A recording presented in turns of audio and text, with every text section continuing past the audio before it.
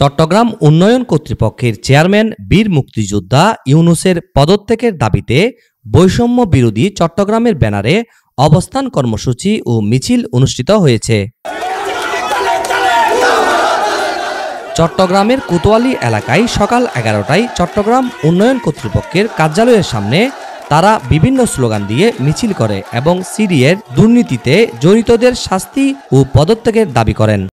এই চট্টগ্রামের উন্নয়ন কর্তৃপক্ষের চেয়ারম্যান এখনো বহাল রয়েছে কেন? উনার বিরুদ্ধে অনেক দুর্নীতি আমরা জানি। উনি ব্যাক ডেটে 5 তারিখের পরে ব্যাক ডেটে অনেকগুলো চেক স্বাক্ষরিত করে অ্যাকাউন্টে অনেক কোটি কোটি টাকা আত্মসাৎ করেছেন। আমাদের অন্য কোনো দাবি নাই, আমরা আমাদের একটাই দাবি, এই দুর্নীতিবাজ সিডিএ চেয়ারম্যানের পদত্যাগ। দফা 1 দাবি 1 চেয়ারম্যানের পদত্যাগ না করেন তাহলে আমরা এর থেকে আরো কঠোর আন্দোলনে যাওয়ার বাধ্য। বিল্ডিং এর প্ল্যান পাস করার জন্য নাকি এখানে লাখ লাখ টাকা দিতে হয়।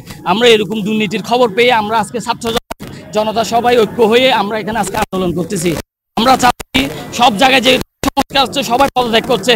আমরা চাচ্ছি বর্তমান সিডিএ চেয়ারম্যান, অবৈধ সরকারের চেয়ারম্যান, দুর্নীতিবাজ, চাঁদাবাজ এবং ছাত্র হত্যাকারী, আমরা চাচ্ছি উনার পদত্যাগ।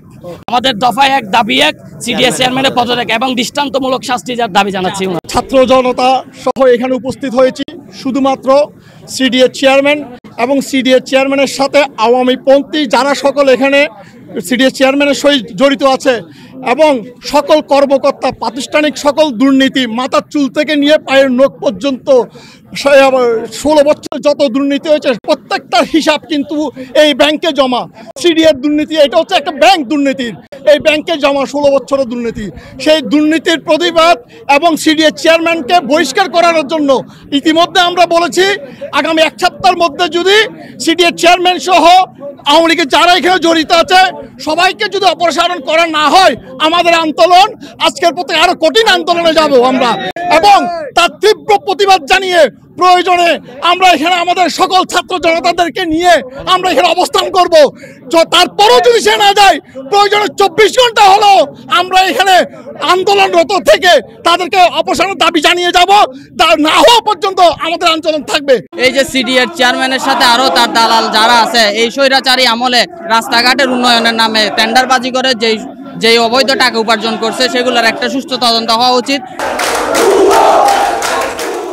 পরে একটি মিছিল সিডিএ কার্যালয়ের প্রধান ফটক থেকে চেয়ারম্যান কার্যালয়ে প্রদক্ষিণ করে এবং আগামী 7 দিনের মধ্যে সিডিএ চেয়ারম্যান সহ জড়িত সবাই পদত্যাগ না করলে কঠিন কর্মসূচির ঘোষণা করা হবে বলে জানান। Desk report, media express, Chittagong.